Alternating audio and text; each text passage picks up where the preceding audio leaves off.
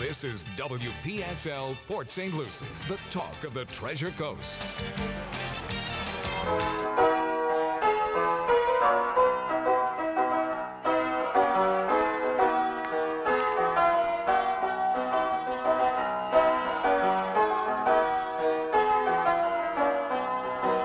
It's 11:07 at WPSL 1590, the talk of the Treasure Coast. You're on Ask a Rabbi. Hello there, this is Rabbi Shafir Lobb of Congregation Eitz Chayim, your Jewish home in Port St. Lucie, Florida. And it's a breezy Florida day out there, a little bit spitty, not quite raining, not quite dry. The kind where you occasionally use the wipers on the road. Kind of like Eugene, Oregon. It's just misting all the time. Yes. Well, I was thinking about that. I was thinking about how breezy Florida is, and it really is. It's pretty breezy. The winds are frequently where it is, and I confess that as I was walking out to my car, my thoughts were how futile it is to try to put the hair down. Yeah. Put the yarmulke on? Yeah, or put the yarmulke on, right? That's why it has 2 bobby pins in it and not just one. Because it has been known to take flight. As the yarmulke turns into, what do you call frisbee. it? Frisbee. If the yarmulke leaves the head during a wind and hits somebody in the eye, I wonder if there's liability. Probably is. Or Or at least there's probably some lawyer somewhere who would like to sue on that. So thank you for joining me. I love it. Yeah, thank you for joining me this session. It's been a while since we've had a session where you've stayed with us. So, I will comment to your show, just so everybody knows these things really are live and happening. As I was coming in, I was listening, and yes, you're right. Prefrontal cortex, both male and female, is not developed until around 25.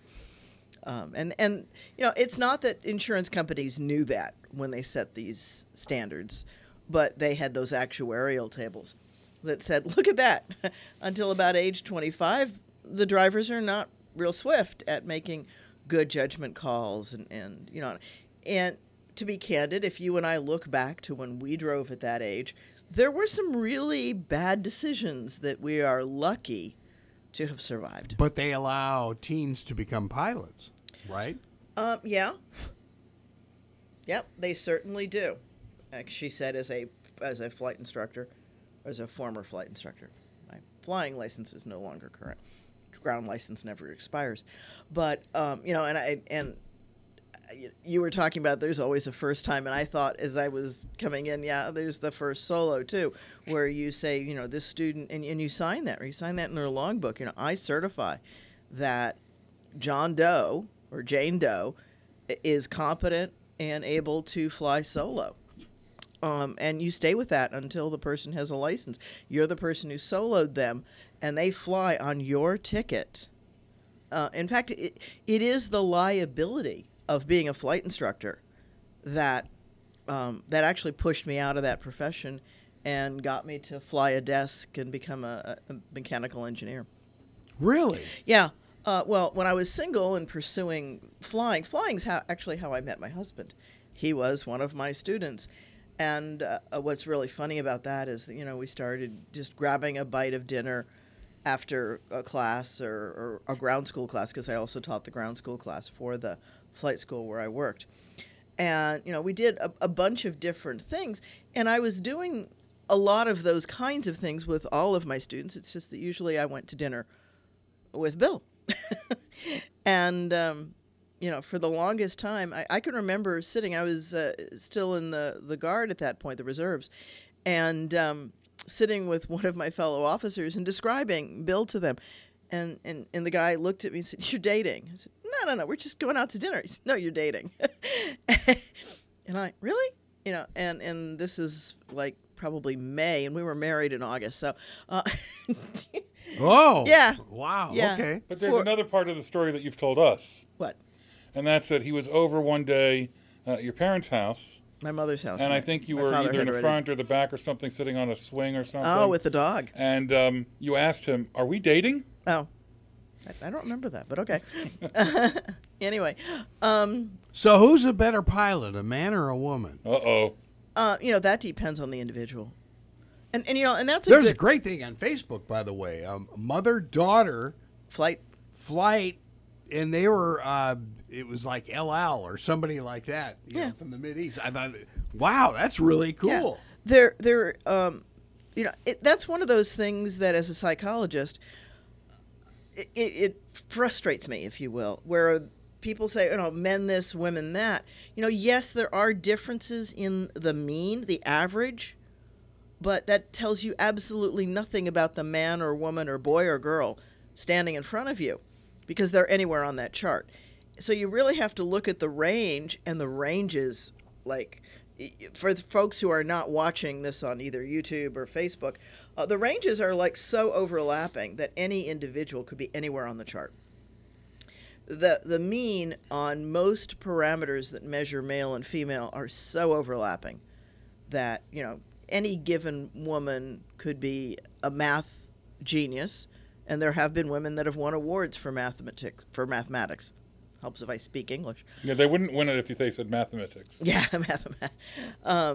Right, and there That's are foreign math. right, and there are guys that I've worked with that can't put two numbers together, and you know, and I'm always fascinated by that. Now, part of that's training, right? So we start in school to give the boys more science, math, and the girls less. And it's not as overt as it was, quote unquote, back in the day, when girls had to take home ec and boys had to take shop, right? Not until I broke like 5 saws. Well, you know, and I can believe that. And I was the one trying to get into woodworking because I loved woodworking. I had a passion for woodworking. I still like woodworking. And no, I don't have a woodworking shop. Someday, hopefully, I'll have enough time, place, and still have the dexterity to do it without cutting off parts of my body. But Sticking in the back of the temple, right? there you go. When we get our land and get building, and maybe that'll be a possibility. You never Cool. know. Yeah, have a little art studio working with students and teaching Torah while we do artwork. That would be fun. I would love that. And I think that would be a cool idea. But that's down the road, because first you have to build the real building. You know, I get to build the art studio in the back until after the main building's up. So some of the joys. But yeah, I was the one in, you know, philosophy and religion for a bachelor's degree, and you know, with a minor in math, taking vector mechanics as an elective. Yeah, vector mechanics. I love that kind of math. I think vectors are really cool. I think that matrices just make my day. And, you know, those are... Well, you're speaking a foreign language to I me. gotcha. I gotcha. You do. You know, you do. Yeah, Boolean logic, that's actually out of philosophy. Most people think of that as a math function, but it's really out of philosophy. What's truth? A truth table. How can you sort through the fallacies to know if your conclusion really doesn't train to the premises? No, with certain people in certain colored houses, all you have to do is watch your lips move. DC. Okay, let's not. We're not going there on this hour. Okay. Right, and so, you know, Sharon's posting on here, girls in my days only needed to take 2 years of math, right? And that was, you know, geometry. Ooh, right. I remember that. Yeah. That was geometry and pre-calc. You didn't even take the calculuses. And, you know, that was an AP class back when the dinosaurs were in the backyard when I was in school. You know, and the kids today, they're taking differential equations by the time they hit college. So, you know, I wish I could have done that. We were a maverick little startup Catholic high school in Los Angeles, and we were one of the first high schools where the girls could actually take 4 years of math. And none of the other private schools in L.A. did that. Yeah. And so then that's when our enrollment swelled. Yeah, because all the girls that wanted to take those courses jumped on the yep. And at the time, McDonnell Douglas, and there was all sorts of, you know, the airline folks in El Segundo that were getting involved in that. You bet. Yeah, you know, and so we have not cultivated in most young girls the math thinking mind. Right. You know, we might have given them bookkeeping. I think that qualified as one of the math classes. So we have shaped this parameter by education. Are there intrinsic, automatic, male-female things? Yeah, but they get a really fuzzy after you get past who can carry the egg. After that, they get a lot fuzzier. And that's speaking both as a psychologist and as an observer of life. And so I guess this is as good a time as any. We've dabbled on it and said, you know, what are your qualifications, rabbi? Because I was originally going to be a rabbi right out of college. I took philosophy and religion for my bachelor's, and I started rabbinical school right out of college and dropped out because I did not have the maturity or a couple of other things. Plus, my father died, which kind of like really messed up the economics. I went home and started taking care of my mom. And so I ended up taking research at University of Pittsburgh. And after that, decided, well, I took a job in retail because what are you going to do with a philosophy and religion bachelor's? Even back then. Even back then, yeah. You know, and the economy had tanked, so my degree in research was not worth anything because nobody was hiring researchers. When the economy tanks, it's the first thing to go. And so, so I ended up working in retail, and I ended up managing a flower shop. And the interesting thing about a flower shop, they're really, really busy in the morning when the flowers come in. You got to clean them, you got to prepare everything. But then you don't have you've got a couple of hours of nothing going on, and then you're busy in the afternoon and evening. The afternoon filling all the orders that come in to the shop, and the evening handling the after work trade. So I had this window as a manager where I really didn't have a whole lot to do. And I left somebody else in the shop, and I went and started taking flying lessons because I've always loved flying. And the school where I was taking the lessons said to me, you know, why don't you become a flight instructor? So I kind of dabbled at that. And, yeah, they paid for my CFI, my Certified Flight Instructor training. Wow, that's cool. Yeah. And it so happened that the flower shop, due to the health of the owner and all some other these are all long stories that Is this Pittsburgh or Ohio? This is outside Pittsburgh in a place called Bethel Park. Oh yeah, I know where that is. And I took classes at Allegheny Airport, Allegheny Regional Airport, and then I also worked at Rostraver, which was to the south of it, and so the flower shop closed, and I became a full-time flight instructor. And then I was offered a flight instructor position in Ohio and moved to, it was Akron. I ended up at Akron Aviation, but I didn't start there. McKinley and Air Instructors were the two schools. They were owned by the same person. And so I would teach at both of those. And that was at Akron Canton. And I actually purchased my house. This is the funny piece of it. I was so tired of the drive to Rostraver, or the drive even to Allegheny Airport from my house in Pennsylvania, that I swore I was going to be within 5 minutes of work. And I picked a house and bought it in Ohio that was 5 minutes from the airport. And it was there that I met my husband. He came in one day to get flight instruction, and I was the next instructor up. And the rest, as they say, is history. Wow. I actually thought when he first started flying, and he knows this, that he was an FAA plant checking me out. Because they used to do that every once in a while. They would pose as a student and see what the instructors were doing and stuff like that. They played all kinds of games like that. And I was absolutely sure that he was one of those, because his flying was much too precise. So the answer is yes, he's a much better pilot, actually, than I am. But I can talk anybody through a takeoff or a landing on just about any small airplane and a couple of the bigger ones. So some L10-11 time is in the simulator. Really? Yeah. I didn't have the funds to get certified for it. Plane. I didn't have the funds to get certified, so I only took the simulator training and ran out of money. It's the story of my life. I run out of money all the time. But the simulator is just like the real thing, though. It really is. And in those days, nowadays it's all run by a computer, but it was run by a computer back then. But you could actually watch what the person in the simulator was doing, because there was this little miniature airplane that, the camera came in because the scenery that you had was a physical model, and you ran the camera down onto the runway so everybody could watch, and you got all kinds of critiques when you got out of the simulator.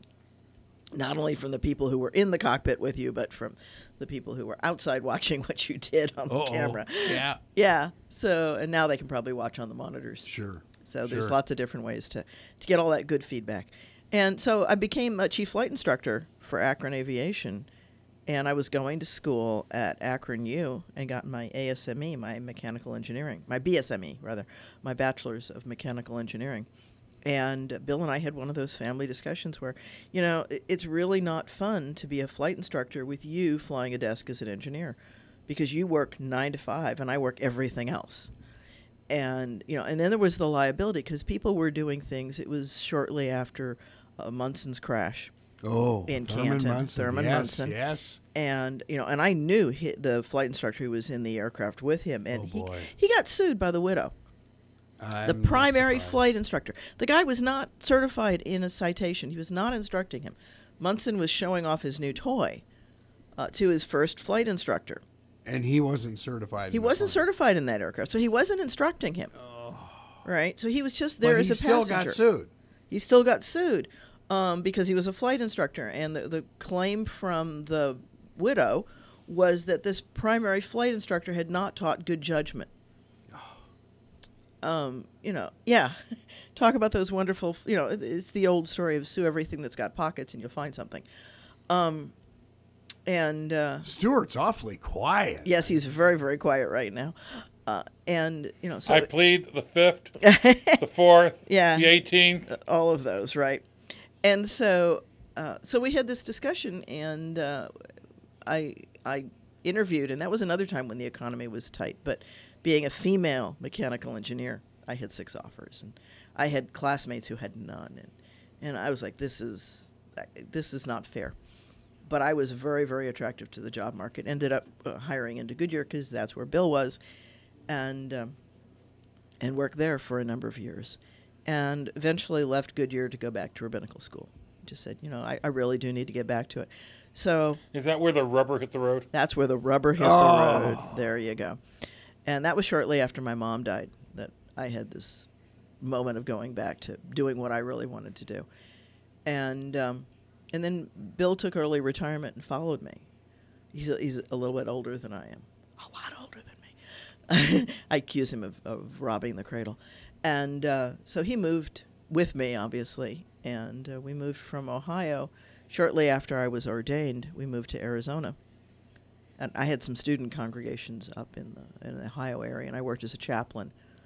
I also have chaplain education, which is not the same as rabbi. There's separate CPE, clinical pastoral education. Really? Yeah. In order to be a chaplain. It's different, huh? It's different. Huh, okay. It's different, and I will tell you that some clergy have no clue how to be a chaplain in a hospital. It is different.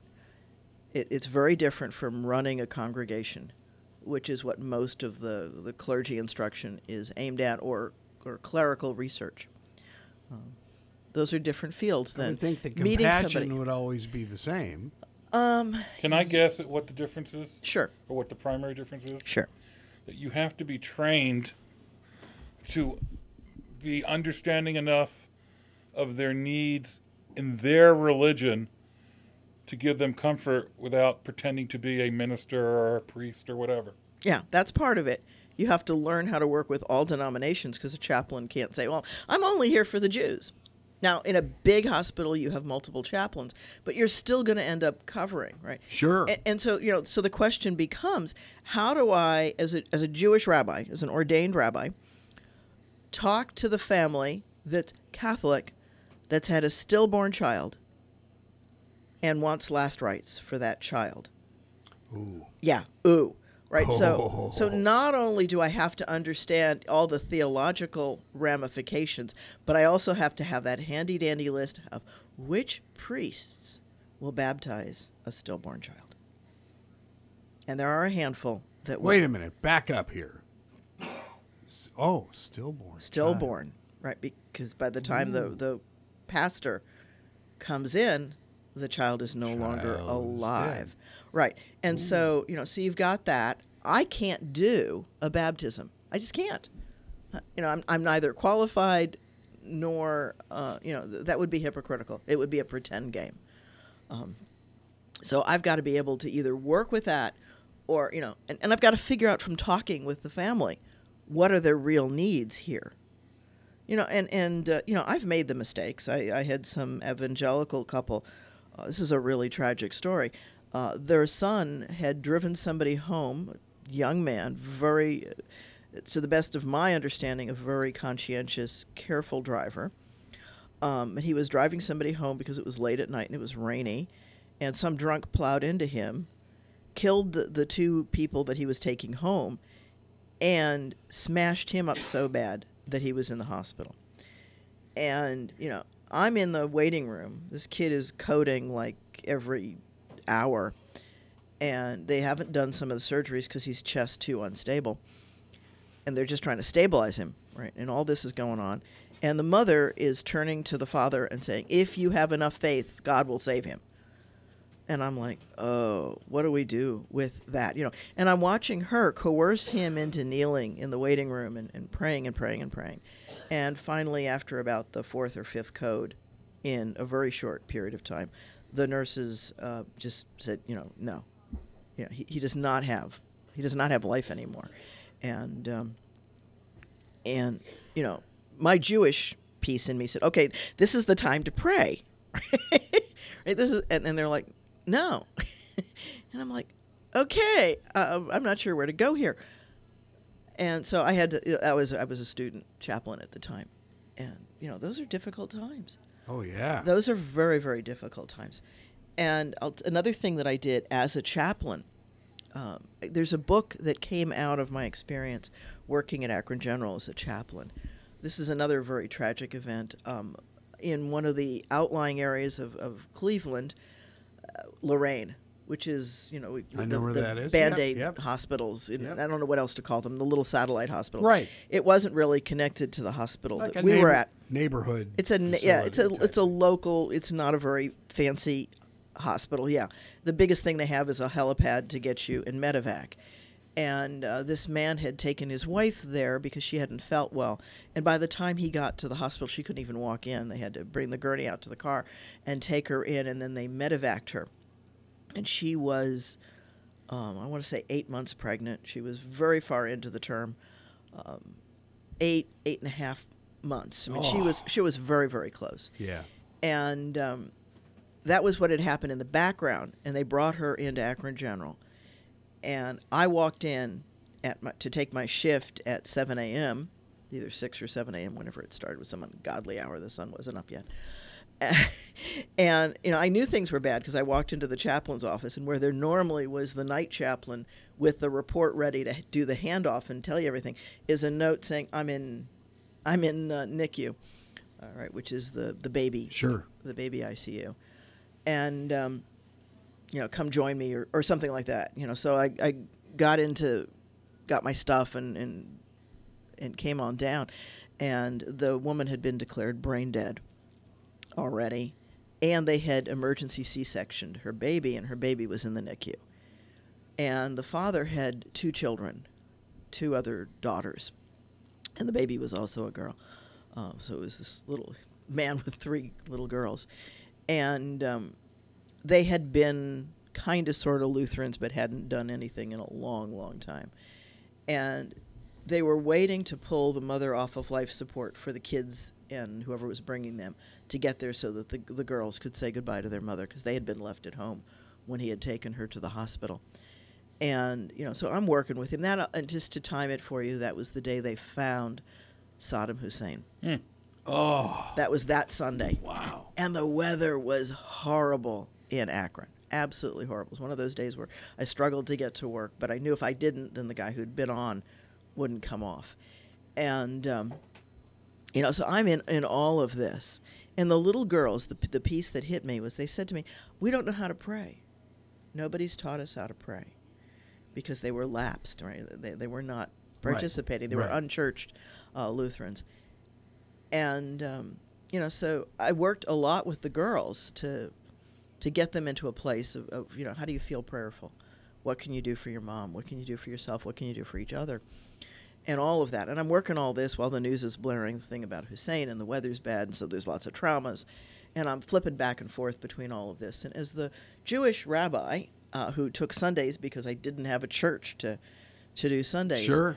I got to lead I didn't do the Mass. They did have a priest who came in to do Mass, but I did the non-denominational services in the they had two lockdown units in Akron General at the time. I don't know what they have now. And also a public service in the public chapel. What would happen if nobody else was around? You're on duty, and a Catholic individual is about to die and wants last rites. I call the priest. But what if they can't get there in time? I can't. Snowstorm. I can't do it. I can say a prayer with them. I can do a confession with them, but I can't anoint the oil on them. Usually you can find somebody.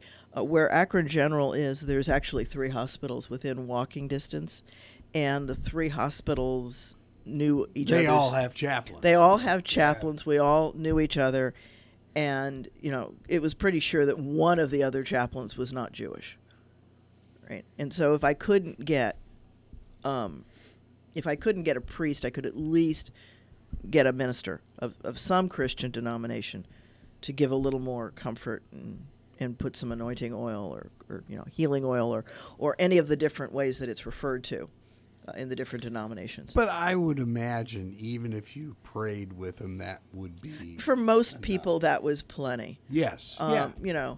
Because my prayers, right, and so I do have this way of praying that I learned as a chaplain, which is, dear God, hear their prayers. Mm-hmm. The ones that have words and the ones that don't have words. Well, that comes out of my chaplaincy training, right? And hear those words and answer them, and let them know that you've heard it and that it's answered. And that prayer doesn't care if you're Jewish, Muslim, Buddhist, Hindu, or Christian. It's anything. Yeah. It's anything. Yeah. And so it's a wide open prayer, and most people can accept that. So that, you've got the other side to that, right? Most chaplains in most healthcare facilities are not Jewish. It's only in the larger communities that you tend to have a Jewish chaplain. As one of the reasons why the hospital's here. And yes, hospitals, I'm working on the paperwork. It's one of those things on my list. And that's not to put it down because it's very high on that list. But, so very often a Jewish patient doesn't have an available Jewish chaplain. So what the hospitals end up doing, and I do this, is they'll call the local rabbi and say, we've got a Jewish patient, can you come in? And, some of the time I can make it in good time, and Sure. sometimes I can't. And I will tell you something. It just goes to show what some clergy will do. When my ex-wife's grandmother was very ill and in hospice, and it was clear that it was about time. It was a big snowstorm, mm-hmm. and apparently they made a call to 3 or 4 local congregations, Orthodox, so they can't drive. Yeah. 3 rabbis showed up. 3 different rabbis showed up on foot in a snowstorm. They all knew each other when they got there. They decided who would stay and the other 2 would go. Okay. But it was amazing that the Yeah. call But went they out walked. and they came. Well, Wow. and you do what you can. You really do. Rabbi does not get paid for that. Right? You don't get paid extra. And, I can't tell you how many times I've gone out in all different hours and all different weather and done that kind of work. We've got Marion who's watching too, and she's actually, through previous promises, etc., authorized to visit Jewish patients. She's not clergy, but she does.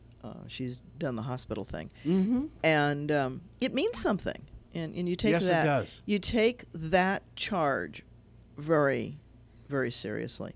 And I know that not with our congregation, but a previous congregation once said to me, "Well, how does it feel to be giving away free rabbiing?" And I'm like, "You totally don't get it. You just don't get it. This is not optional." Right? And so I went back and got let's go back on the track that we were on. I went back And we stopped flying the airplane, and I started working at Goodyear with the mechanical engineering degree. And then I decided to go back to school and get my ordination. And that was in 2004 that I was ordained. And I was already on my way to Arizona by then. I part-timed between my student congregation in Pennsylvania, which has since closed. They were very tiny. There were all of 77 Jews in Newcastle, Pennsylvania when I was there, and the congregation in Arizona. So I was going back and forth every other week. It's kind of interesting.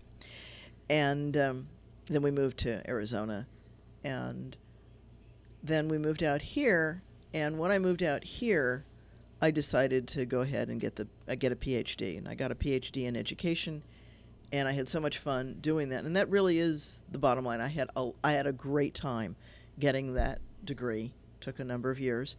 That the school made me an offer. I finished the PhD in education with a 4.0, and the school made me an offer I couldn't turn down to go back and get a psychology PhD.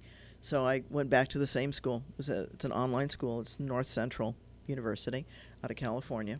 They were out of Arizona at the time, but now they're out of California. They've moved. It has to do with the accrediting, all that stuff. Yeah. All the stuff that colleges do. And so I went back and got the PhD in psychology, which I acquired last year. And so it's been kind of fun. So I'm this weird duck with Dr. Rabbi. Yeah, Dr. Rabbi. That's it. And so, so I've got the PhD in psychology and the PhD in education, and I've got the BA in philosophy and religion, the master's in Jewish thought. Philosophy. You sure that's not a BS? No, it's BA. I gotcha. I'm ignoring. I'm ignoring that one. And so, but it has been truly interesting, and I teach mostly philosophy and some psychology at the college, and I have taught all kinds of things, and I bring to bear all of those things. My psychology certainly informs my philosophy. When we talk about things like students developing, and I'm working with kids that are in that age where they think their brains are developed and they're not, and I see it all the time. Like, Professor, what do I do to get ready for the exam? It's like, review your class notes and read your textbook. Try studying. I couldn't find what to read. It's a foreign word. Yeah, but where's the high school class called studying? Yeah. Where do they teach you study techniques? What room is that in? Yeah, I can't find it on the folder. Really? Because you're in the folder to find the quiz that you're asking about. But anyway, because I put learner quizzes in. I think those are really helpful, which are questions to answer for yourself, and you can keep taking those exams until you can get a decent score. Of course, you do have the kids that take it 75 times because they're testing out A, B, and C on each one till they can get the score. It's like it's faster and easier to study and answer it that way, but yeah. I can tell. It tells me how many times. I thought you were joking. No. You're serious. I'm serious. I have kids that have done that.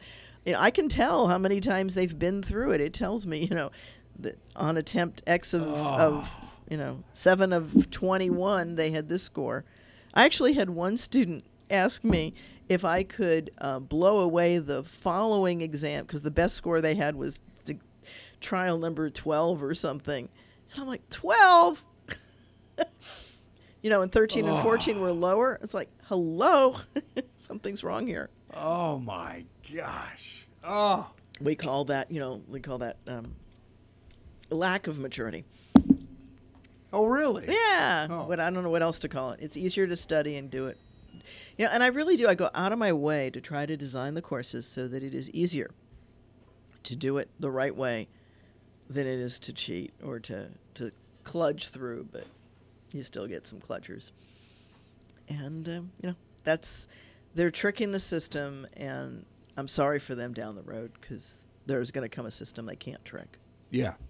Yeah. And that's what they're not learning, right? It's kind of like what you used to talk about, right? That the law schools don't want you to be able to recite the law. They want you to be able to think like a lawyer. Precisely. All right. And it's the same thing that we're working on. And I say this to the students. trying to teach you to think.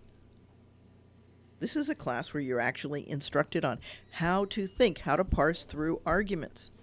You know, how to not say that my cat is Superman because the tree has got a flower on it, or some such crazy thing, because they're not connected. Right? And, you know, what's the cause and what's the effect? Just because it happens first doesn't mean it's the cause. Your flicking on the light switch did not cause the lightning strike next door, even if they happened at the same time. It's a popular fallacy that people get into, right? Post hoc ergo propter hoc. That's where you get into the logic classes. Yeah. There you go. Logic and ethics and creative thinking, critical thinking. IRSC actually offers a class in creative and critical thinking. And it spends the entire semester looking at hundreds of different fallacies. And there's an amazing piece of software out there called Tell Walter that Dr. Cohen participated in the development of, or developed. I'm not, forgive me, Dr. Cohen. But Tell Walter, and the kids actually submit an essay. It's one of the assignments in that class that I did in my class. They submit an essay to this software, and it'll tell them what the fallacies are. And then at the end of the semester, after they've learned everything, they write another article on the same topic, submit it, and see what progress they've made. And they have to submit all of that as a class project. That's a fun exercise. That sounds cool. It is cool. Yeah. And you know, and about a third of the way through the course, I have to stop them and say, now, I don't know how many of you have had the fight in your family about telling your loved ones that they're not being logical and that they're using fallacies. They are. You know it. You need to be quiet. You need to find the right way to help people learn, because they're not taking this class. And the object of this class is not to make you a pariah in your family. Oh, yeah. How many of the students get it? A good number of them. A good number. It's a fun class. It's a very communicative class. And there's a sidebar funny part to this. There's a woman who helps some of the students with learning disabilities that need a note taker or something like that in the class. And she's gone through a number of my classes, and it's been interesting to talk with her, because she's this interested outsider who doesn't have to take the course. You know, she doesn't usually participate in class, but she'll talk to me after class. You know, it's interesting. Lincoln Park Academy has an elective, critical thinking. I was surprised to see that in high school. High school? That is really unusual. Aaron took it, and boy, that's progressive. I was very happy about that. Yeah. Yeah. That is very cool. It's great when the high schools do it, because, you know, when I ask my students, how many of you can take this in your high school? And, you know, nothing in my classes taught me how to think. We didn't have that till our freshman year at Loyola. Yeah.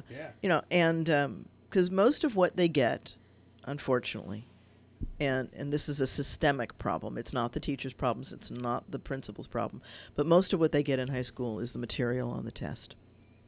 Yeah, they're taught the content. They're taught to memorize the equations. They're taught how to apply those equations in a given set of parameters.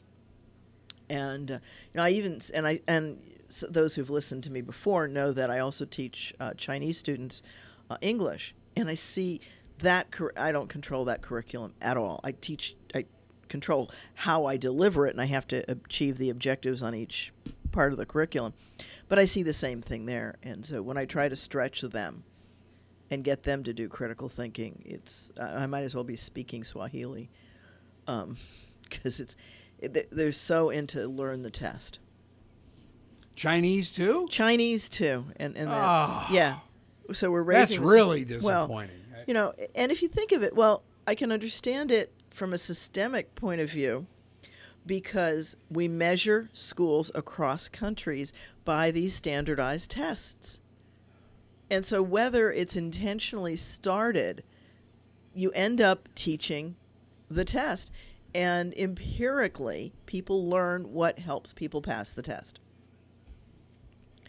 And, you know, when I was just a ground instructor, when I was a flight instructor, I used to teach this intensive that started and went through the weekend and it taught you what you needed to pass the instrument or the commercial written.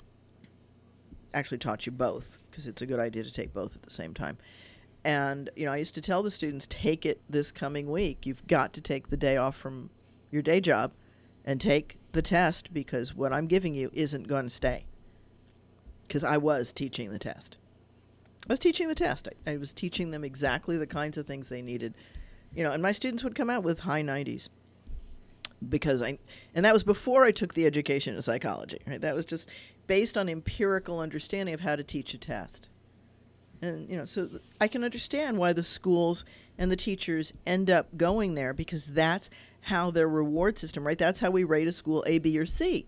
It's how they perform on this test. We don't look at whether or not they produce a well-rounded student who can think critically. We just don't do that. Now, we could also take the argument that the standardized testing is perhaps not what it should be, because it's not measuring those things. But until our society decides that that kind of thing is important, it's not going to get taught. And so, we're getting back to the old story. If you tell somebody what to think, you're not teaching them how to think. And so we're getting a generation that has been, thank you, folks who designed this system, we're getting a generation of factory workers.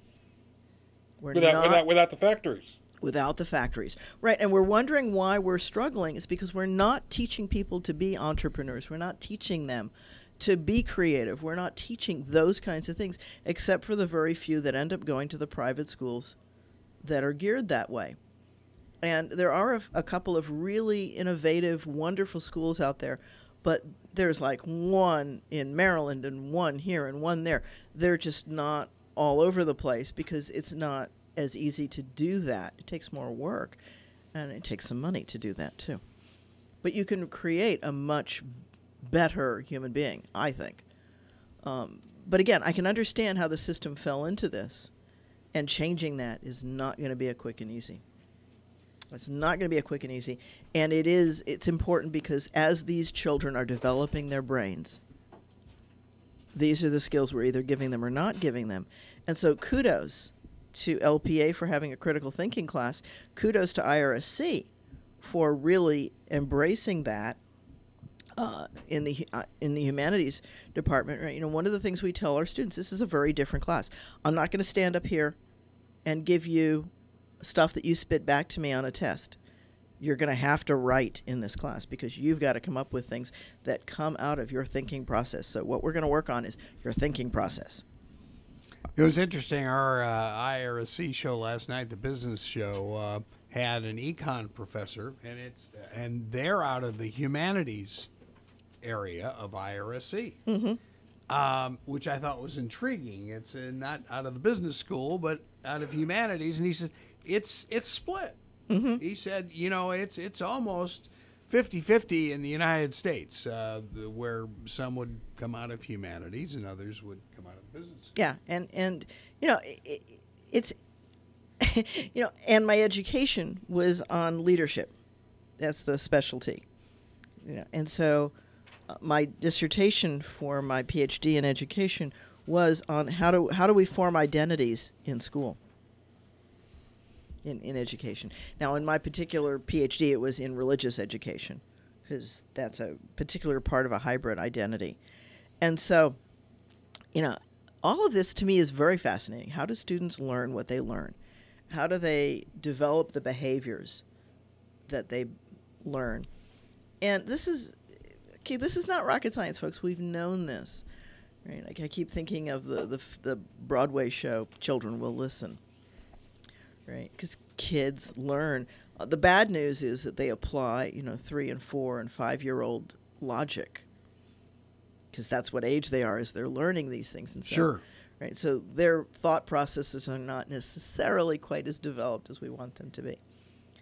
And the challenge is to teach kids to challenge their own thought processes, to develop them, to get better, to learn fallacies and critical thinking, and work through some of that stuff, because otherwise they're going to just be closed-minded themselves. Why? There's there are fallacies in this world. Yeah, there are fallacies in this world. So we do, for my philosophy classes, particularly for the applied class, they get to do a politician's paper. I love that assignment. They have to pick a Democrat and a Republican, and they have to identify 3 fallacies that each has used in a public speech or their platform on their website. Ooh. Okay. Ooh. And they've got to send me either the link to the speech or the link to where it is on their website. And then they talk about it. And the criteria for this paper, at the end of it, I have to not be able to tell if you're a Democrat or a Republican. Good training. Because that is good training. Yeah, because the reality is there's fallacies. Every politician uses fallacies. If only because eventually they run out of wanting to answer the question. And so they're going to do something to divert the question, and usually that's a fallacy. Everybody does it. The other fun assignments, and now this was in that critical thinking class. That one has an assignment to take a Disney movie and pull the fallacies out of it. That was a fun paper for me to read. Okay. Pick out the fallacies that the characters use. Okay. And there's lots of fallacies that the characters are teaching our kids. And the kids, learn this. Disney? Disney. Yeah, Disney. Well, I became sensitive to Disney with 2 things. One, the gender stereotyping in Disney is You've off talked the about wall, this for a long right? time. How many people love Gaston? I mean, look at the 3 dippy blondes. They go, oh, he's so cute. Yeah. Look at their brain cells. They don't got one. And neither does he. But, he's an abuser. He traps Belle in her home. She has to, play a game to get him out the door because he's pinned her against the wall and all kinds of other things that go on. Yeah, and to imply to somebody that that's okay to come into somebody's house without them having invited you in, right? She looks through the peephole, and he opens the door and walks in. Gee, I heard that on the news this morning. Yeah, Harvey Weinstein must have produced that movie. Well, we've raised a generation on that stuff, right? Yeah. And it's scary. So there's a lot of gender stereotyping that's going on in there. So they have to do a paper on that. Then another one that's kind of fun. Fascinating. Yeah, advertising is an easy one because that's loaded with fallacies. No. Oh, yeah, never. Things go better. Never mind. You can just go down the line, and fallacies are popular. Geico's actually making a big play on the the slippery slope. Right, don't end up in a ditch. You have good insurance. But they're at least making fun of it so that theoretically they know it's a fallacy. Exactly. Yeah. Yeah. But it makes easy fodder for the kids. And the other thing with Disney is that kids are raised on it. And now you're starting to see some different stuff. Mulan was the beginning of Disney changing. Disney became aware of some of the impact of some of their videos, their movies. And so we're starting to see different princesses and different princes. One of my favorite things that actually does a much better job of not genderizing is the one about the dragon, teach your pet dragon or teach a dragon. Oh, yeah. That one's kind of cute because you've got boys and girls that are not stereotypical. And they're working together to teach their dragons. And they're solving problems, and they're doing all of the standard stuff that you do in a movie. So, all of those things help develop our children. And hopefully, to get it back to what you were talking about, Stuart, when they get on the road, they'll maybe use some of those brain cells and think through things a little bit. And hopefully they've also practiced enough that some of the stuff is instinctive. I look at, there was that one time that I was following you when you had to swerve on the road, and my heart was in my stomach. You may not know this. We were heading back, and it was one of the shows where Stuart had stayed on my show with me, like he is today. And I was following him back to Port St. Lucie because we live not terribly far from each other, about one exit off of 95 apart. And the exit right before his exit, some dude is texting and swerving all over, and I watched Stuart do an excellent job of unexpected Evasive driving. Yeah. And he struggled and worked and kept control of his car. And thank God it wasn't raining that day. Which is a high-profile car, by the way. No, it is. Yeah. Right. Well, I had the guy on my right, so I'm trying to swerve to the left, but there's a car in the left lane. Yeah. He was So I threading know the I needle. can't go too far to the left. He's threading the needle. So I'm going to the right again.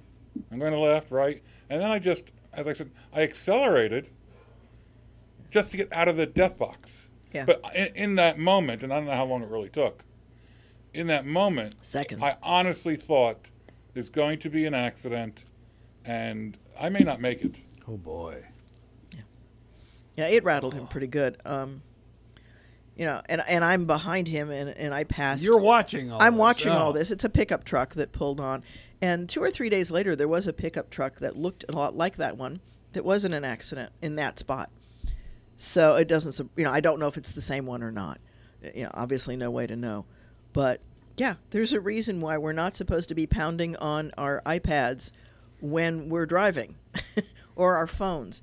And you see that all the time. You see people with the iPad stuck on their steering wheel, and they're doing, and I'm like, you know, if it's a map, okay, but, you know, you shouldn't be punching it. You should just be glancing at it and going back to the road. And even the glance Is dangerous. could be distracting. Yeah. And it is, you know, but I will say that, you know, if you've got a paper map and you're doing that, it's distracting too. Well, yeah. And you know, some of us have ancient, you know, fossil cars that don't have OnStar or went into those other little programs because they didn't have that back when they made When we were my in Camry. television news in L.A., we used to have map books. Yeah. I get triptychs from AAA. Oh, that too. Yeah. Oh, yeah, all the Yeah. time. Now, so here's a real quick funny one, and hopefully I have a minute to do it. When we were coming east from Tucson to Port St. Lucie, my friend who rode with me had all kinds of paperwork that she had, maps that she'd done, and I whip out my smartphone and I say, "Where is Port St. Lucie?" And basically Siri said, you know, take I-10, and when you hit Florida, turn right. Yeah, that's it. Oh, yeah, yeah. So on that note, an invitation, please join us at Congregation Eitz Chayim. Excuse me. And if you liked this episode or any other episode of Ask a Rabbi, please consider sponsoring. Looking for some folks to help keep me on the air. This is Rabbi Shafir Lobb for Ask a Rabbi. See you next week. You've been listening to Ask a Rabbi right here on WPSL. Port St. Lucie, the talk of the Treasure Coast, webcaster to the world.